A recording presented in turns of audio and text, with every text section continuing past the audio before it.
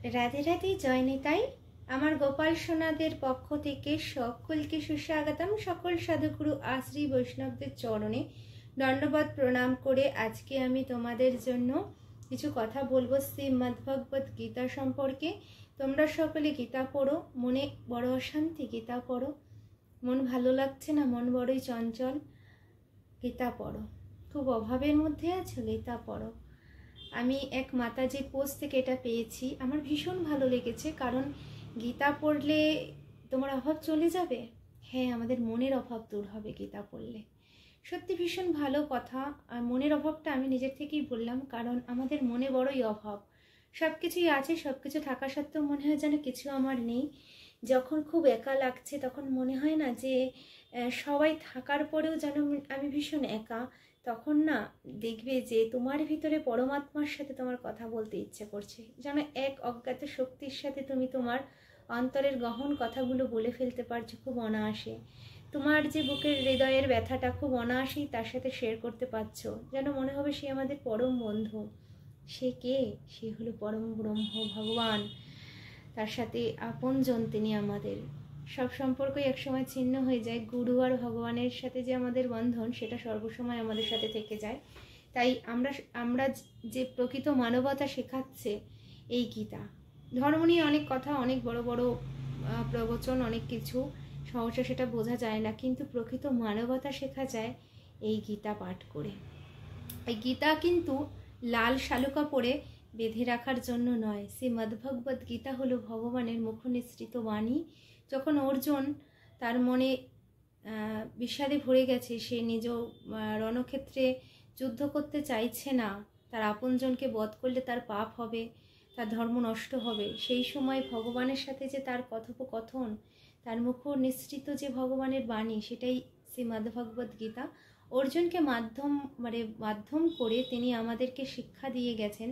শুধু পড়লেই হবে না, এর যে গভীর গহন অর্থ, গুরু অর্থ, সেটা আমাদের বুঝতে হবে। সেটা বুঝতে গেলে আমাদের ভক্ত হতে হবে। আগে আমাদের মনটাকে নির্মল দর্পণের মতো করতে হবে, তাহলে যে গীতার যে জ্ঞান, সেটা আমরা প্রকৃত জ্ঞানটা বুঝতে পারবো। আর আমাদের আরেকটা জিনিস করতে হবে, যে তোমাদের যদি আশীর্বাদ আমি পাই, সমস্ত সাধুগুরু আর শ্রী বৈষ্ণবদের আশীর্বাদ এবং ভগবানের কৃপায়, তাহলে যেই 18টা অধ্যায় রয়েছে, সেই অধ্যায়টা আমি একটু একটু করে তোমাদেরকে যতটুকু ঈশ্বরের কৃপার মাধ্যমে বলতে পারি ততটুকু বলবো। আর তোমাদের কেমন লাগছে একটু জানিও। ছোট ছোট অল্প অল্প করে যতটুকু সম্ভব বলার চেষ্টা করব, কারণ জানি না কতটুকু কি হবে, কি ভালো মন্দ জানি না, কিন্তু শুনলে, শ্রবণ করলে মনে হবে পরম আনন্দ। যখন বলি তখন মনে হয় যে তিনি আমার সম্মুখে, তিনি আমার সামনে রয়েছে, তিনি আমার পাশে রয়েছে। তাকে অনুভব করা যায়, তাকে গভীরভাবে দর্শন করা যায়, তাকে ফিল করা যায় যে আমি যে বলছি তোমাদেরকে যে তার কথা, সেই যেন আমার সামনে সম্মুখে এসে উপস্থিত হয়েছে। তাই অর্জুনের মনের বিষাদ যোগ দূর করার জন্য, তাকে বিশ্বরূপ দর্শন করানো, সবটাই তিনি আমাদেরকে জানানোর জন্য করেছেন। কারণ অর্জুন যে আমরা বলছি যে তিনি জানেন না ভগবান তাকে সখারূপে ডাকছে, তিনি সবটাই জানেন, কিন্তু লীলার কারণে আমাদেরকে জানানোর জন্য তিনি অর্জুনকে মাধ্যম করে, জীবাত্মা অর্জুন এবং পরম ব্রহ্ম পরমাত্মা হলেন ভগবান শ্রীকৃষ্ণ, তিনি আমাদেরকে জানিয়েছেন। এই 700খানা শ্লোক আছে এই গীতায়, ম্যাজিক্যাল বুক একটা। এটা প্রত্যেক নিয়ত যার জীবনে যেমন সিচুয়েশান চলছে, কি প্রশ্ন আমাদের মধ্যে আসছে, কীরকম সিচুয়েশান আমরা ফেস করছি, কীরকম পরিবেশ পরিস্থিতির মধ্যে থেকে যাচ্ছি, সব পরিবেশ পরিস্থিতির উত্তর, সমস্ত কিছু প্রশ্নের উত্তর এই গীতায় রয়েছে। গীতাকে আমাদের সকলের পড়া উচিত এবং ভক্তের মুখ থেকে শ্রবণ করা উচিত। যাদের সময় কম, যারা পড়তে পারছো না, তারা শ্রবণ করো। শ্রবণ করা নববিধা ভক্তির মধ্যে একটা রয়েছে, শ্রবণাম। শ্রবণ করো এবং তোমাদের সকল সন্তানকে ছোটোবেলা থেকে গীতা পড়াও। তাহলে কি বলো তো, জীবনে বেঁচে থাকার একটা রসদ পাবে। প্রত্যেকটা সিচুয়েশানে কীভাবে নিজেকে কি বলবো, নিজেকে বোঝানোর জন্য, নিজের প্রত্যেকটা সিচুয়েশনে নিজেকে শান্তভাবে নিজের কর্মগুলো করে যাবার অনুপ্রেরণা পাওয়া যাবে। নিজের জীবনকে ফিল করার, নিজের জীবনের কর্মগুলো খুব সহজেই অনায়াসেই করা যাবে। তাই আজকে মঙ্গলাচরণ শোনাবো আর গীতা ধ্যানের কথা বলবো। পরবর্তী সময় তোমাদের জন্য আসছি অর্জুন বিষাদ যোগ।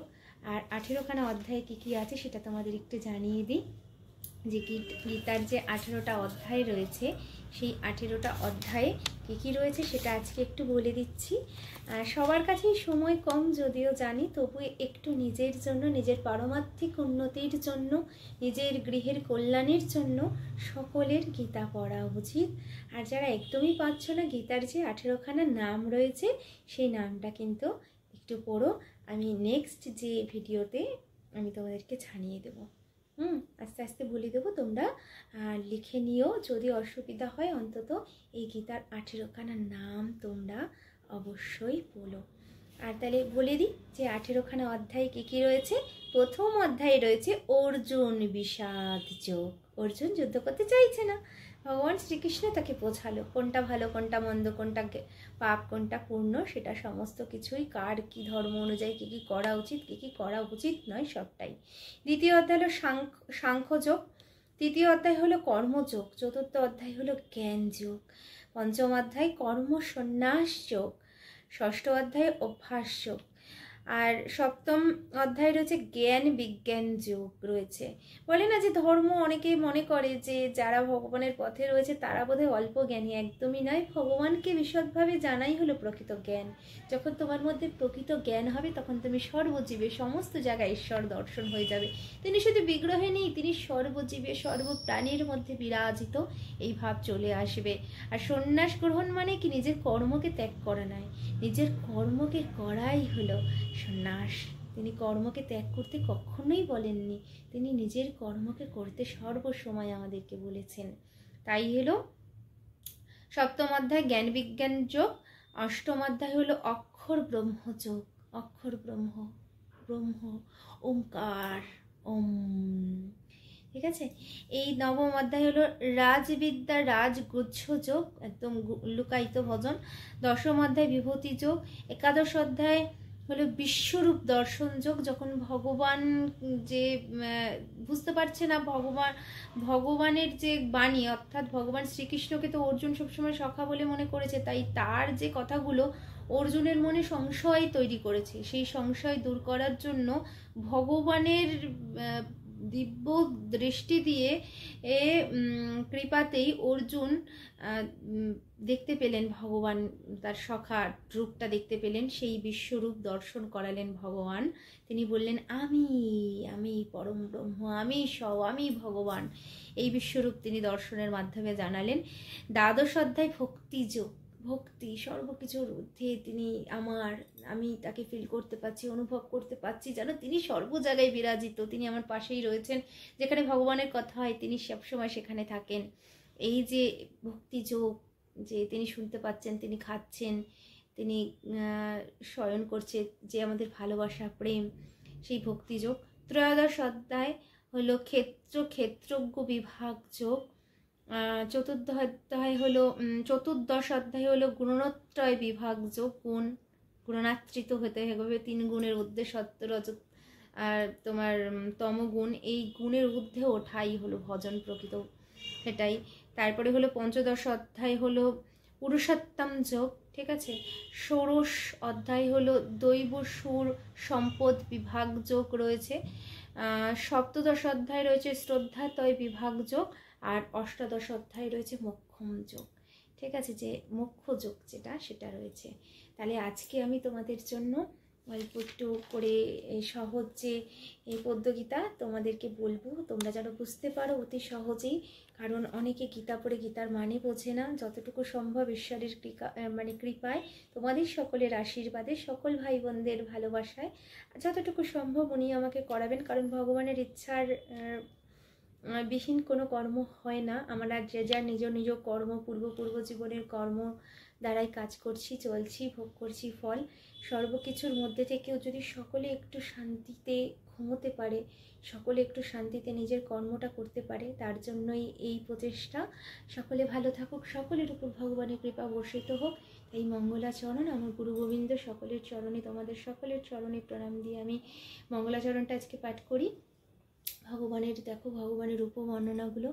অনুপম রূপ যার তনু মনোরম, চন্দ্র যিনি নিরমল নয়নাভিরাম, চন্দ্রদ্যুতি সমপ্রভা মুখমণ্ডল, বেদমুখে মৃদু হাসি রূপস্য নির্মল, নীলপদ্ম যিনি শোভেন নয়ন যুগল, আলোকা তিলকা ভালে অতি নিরমল, শিরে শিখি প্রচুর শোভে দেখিতে সুন্দর, অধর রক্তিম যিনি উদিত ভাস্কর, বধুর মুরলী ধ্বনি মুগ্ধ গোপীগণ, যশোদা জীবন ধন যিনি নারায়ণ, অগুরু চন্দনের শ্যাম তনু বিভূষিত, ভক্তের হৃদয়ে যিনি সদা বিরাজিত, কৃষ্ণ নাম হরিনাম যে শুনে চতুর, ভজ কৃষ্ণ সেবরই মধুর, ব্রহ্মাদি দেব যারে ধ্যানে নাহি পায়, সে নামে বঞ্চিত হলে কি হবে উপায়, মহাভারতের লাগিতে যে বৃন্দাবন, দ্রৌপদীর লজ্জা হরি কৈলা নিবারণ, সাধু পরিত্রাণ আর দুষ্টের বিনাশ, সারথি বেশেতে হরি অর্জুনের পাশ,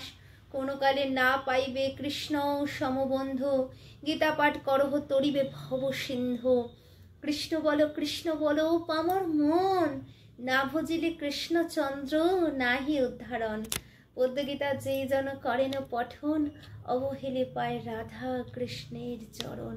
যে বলছে তুমি উদ্ধার পেতে পারবে না এই মনকে, কৃষ্ণ নাম বলো, যে তার নাম না নিলে তুমি উদ্ধার হবে না। ভগবানের রূপ মাধুরী বর্ণনা করছে এখানে, যে যেজন কৃষ্ণ ভজে সে বড়ই চতুর, মানে এত সুন্দর যে তাকে পাশে রেখে তুমি কিছু তাকে সাথে রাখো, নিজের অন্তরে রাখো তিনি, ঠিক আছে। যে এত সুন্দর গভীর কথা এখানে প্রত্যেকটা চরণে, প্রত্যেকটা লাইনে, প্রত্যেকটা অক্ষরে অক্ষরে বলে গেছে, যে ব্রহ্মাদি দেব যাকে ধ্যানেও পাচ্ছে না, তাকে পেতে গেলে ভালোবাসার প্রয়োজন আছে, যে বড় বড় ঋষি মুনি ঋষিরা তাকে ধ্যানে পায় না, যে সেই নামে আমরা বঞ্চিত হয়ে যাই তাহলে আমাদের কি হবে, ঠিক আছে। যে তিনি দ্রৌপদীর লজ্জা নিবারণ করেছে, যে দ্রৌপদী যখন ভগবান শ্রীকৃষ্ণের আঙুল কেটে গিয়েছিল, যে তার নিজ শাড়ি ছিঁড়ে ভগবান শ্রীকৃষ্ণ তার মানে প্রিয়জন আপনজন সখাকে বন্ধুকে কাপড়ের টুকরো একটু বেঁধে দিয়েছিল, সেই জন্য যখন তার বস্ত্র হরণ করা হচ্ছিল, যখন তার স্বামী তার আত্মীয় পরিজন সমস্তটা দেখে প্রতিবাদ করতে পারছিল না, তখন ভগবান শ্রীকৃষ্ণ দ্রৌপদীর লজ্জা নিবারণ করেছিল, যে ভগবান এমন, যে তিনি এমন প্রিয়জন, তার জন্য একটুখানি যদি আমরা কিছু করি তিনি আমাদের জন্য অনেক কৃপাময়, অনেক কৃপা করেন। তাই বলছে সাধু পরিত্রাণার দুষ্টের বিনাশ, সারথি বেশেতে হরি অর্জুনের কাছে সারথি রূপে তিনি গিয়েছিলেন, ঠিক আছে। তাই বলছে কোনো কালে নাই পাইবে কৃষ্ণ সমবন্ধু, গীতা পাঠ করহ তরিবে ভব সিন্ধু, মানে যে কোনো কালে নাই পাইবে কৃষ্ণ ভগবান শ্রীকৃষ্ণের মতো বন্ধু তুমি কখনো পাবে না। তাই আমাদের ভব সিন্ধুর পার হতে গেলে তাকে পরম বন্ধু করতে হবে, নইলে আমরা ভবতরী পার হতে পারবো না। তার জন্য আমাদের গুরু এবং গোবিন্দ এবং সাধুগুরু বৈষ্ণব সকলের ভালোবাসা, সকলের কৃপা প্রয়োজন আছে।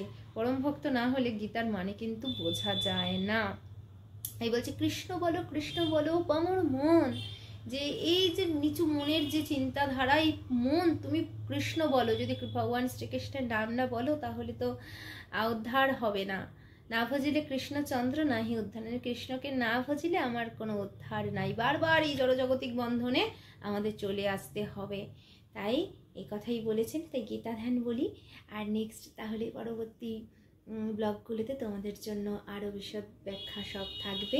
কেমন লাগছে জানিও, যতটুকু সম্ভব সোজা করে তোমাদের জন্য আসছে। আর গীতা আমার কাছে অনেক রয়েছে, প্রত্যেকটা গীতা রয়েছে, ইস্কনের গীতা রয়েছে, পদ্মগীতা রয়েছে, তারপরে গৌরাক্ষপুরের গীতা রয়েছে, গীতা পেজ থেকে অনেক গীতা আছে। যেইটুকু পড়ে যেইটুকু উপলব্ধি করেছি সেইটুকু সবটাই তোমাদের জন্য ঈশ্বরের কৃপায়, তার আদেশেই আজকে আমি চলে এসেছি। শরীরটা খুব একটা ভালো নেই, তবুও এসেছি তোমাদেরই জন্যে। আজকে করছি রেকর্ডটা। গীতা ধ্যান পার্থে প্রভৃতিতে যিনি নিজের নারায়ণ, কুরুক্ষেত্র গীতাশাস্ত্র করেছেন কীর্তন, ব্যাসের রচিত মহাভারতের ভাব, অষ্টদশোধ্যায়ী গীতা করিলা প্রকাশ। এই গীতা পাঠে হয় দুঃখ নিবারণ, এই গীতা পাঠ করলে দুঃখ চলে যায়। অদ্বৈত অমৃত গীতা করিলা বর্ষণ, ভবভয় হরা গীতা দেবী ভগবতী, প্রণামী চরণে তব আমি যে সম্পত্তি। আশ্রিতের দীনবন্ধু, দিনের বন্ধু ভগবান, আশ্রিতের দীনবন্ধু হে চালক হরি, গীতা জ্ঞান দাতা তুমি, তোমার নমস্কারী। তুমি আমাদের যে গীতার জ্ঞান দান করেছো তাই জন্য তোমাকে নমস্কার।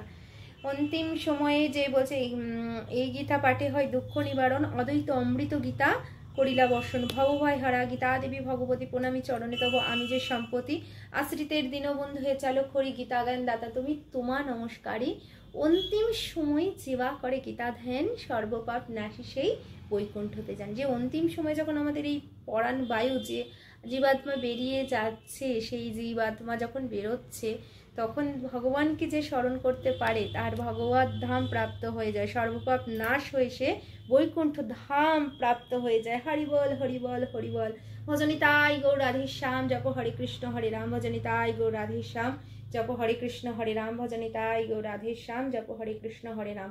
তাই বলছে যে মৃত্যুকালীন সময় ভগবান শ্রীকৃষ্ণ গীতায় বলেছে যে যেরকম ভাবধারা নিয়ে তার প্রাণবায়ুটা বেরিয়ে যাচ্ছে সে তাকেই প্রাপ্ত করে। তাই ওই সময়টা আপনাদের যে আত্মীয় পরিজন যারা রয়েছে, যখন কারোর প্রাণবায়ু বেরিয়ে যাচ্ছে সেই সময়টা ভগবানের কথা তাকে শ্রবণ করান, তখন এক একটা শরীরের অঙ্গ প্রত্যঙ্গ কাজ করা বন্ধ করে দিচ্ছে, কাজ করা বন্ধ হয়ে যায়। তাই অভ্যাস যোগের প্রয়োজন আছে। যদি অহর্নিশি নাম করি না তাহলে এই ভেতর থেকে নামটা চলে আসে। তাকে স্মরণ, ভগবান তুমি যে স্মরণ করবে সেই স্মরণ করার জন্য তার কৃপার প্রয়োজন আছে। তা ভগবান এখানেও বলেছে যে অনেকে বলে না যে আমি সারা জীবন ভজন করব কেন, অন্তিম সময় তাহলে ভগবানের নাম নেব তাহলে ভগবানকে প্রাপ্ত করে যাব। অত সহজ নয়। ভগবান বলেছে আমি যে অন্তিম সময়ে তোমাকে আমার নামটা স্মরণ করাবো, তোমাকে আমি দর্শন দেব, তার জন্য আমার কৃপার প্রয়োজন আছে। এই সারা জীবন তুমি ভজন করলে না, অন্তিম সময় যখন প্রত্যেকটা অঙ্গ প্রত্যঙ্গ কাজ করা বন্ধ করে দেয় তখন তুমি তাকে কিভাবে স্মরণ করবে? তাই তাকে না আপনজন পরম প্রিয়জন বানাতে হবে, একদম নিজের জন। আমার গুরুদেব বলেন যে ভগবান ভগবান বললে সারা জীবনই তোমার কাছে অধরা হয়ে যাবে। তাই যেই রূপে তাকে ভালো লাগে, পিতা মাতা সখা, তার তুমি দাস, তাকে তুমি সন্তান, প্রিয়জন, আপনজন, প্রেমিক, যেটা ভালো লাগে বন্ধু, সেই সম্পর্ক তৈরি করে নাও। তাহলে কি হবে যে আমি যদি ভুলেও যাই সে স্মরণ করিয়ে দেবে যে